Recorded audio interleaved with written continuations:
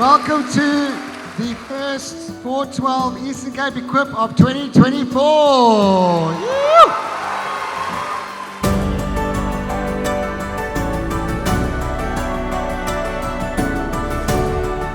I believe we're in a time of vacuum.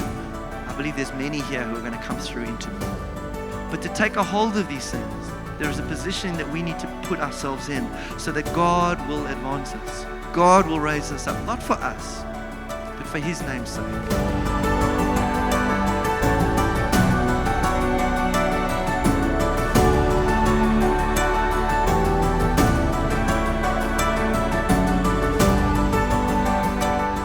Many here that God wants to restore. He says, I've called you to stuff and I want you to rise up and take a hold of it. Stop disqualifying yourself. Stop shrinking back. Rise up and take a hold of what I took a hold of you for. He's faithful to finish it if we just yield and humble ourselves.